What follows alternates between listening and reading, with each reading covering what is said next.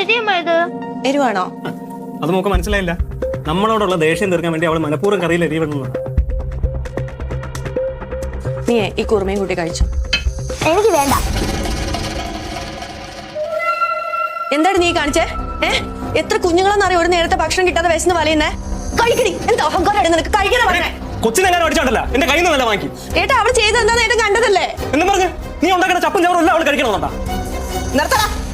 അവൾ ഉണ്ടാക്കണതേ ചപ്പ് ചവറാണെങ്കിൽ കണക്കായി പോയി. നിന്നെ പോലെയുള്ള കന്നുകാലികൾക്ക് ചപ്പ ചവറുകൾ തന്നെ ധാരാളം. അമ്മ ഒന്നും മിണ്ടാതിരിക്കോ?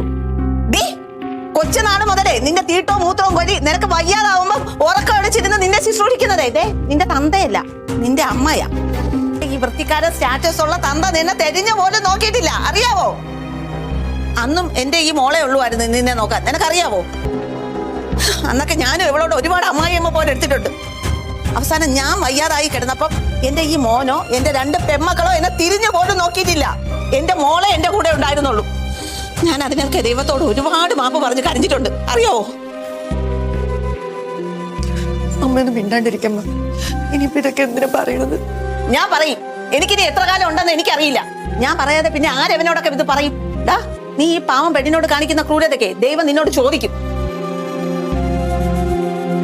ഈ കാർത്തു, നിന്റെ കൂട്ടുകാരികളുടെ അമ്മമാരെ പോലെ ഇവക്ക് ജോലിയൊന്നും കാണില്ലായിരിക്കും, പക്ഷെ ഇവക്കുള്ള മനസ്സ് ആർക്കും കാണില്ല.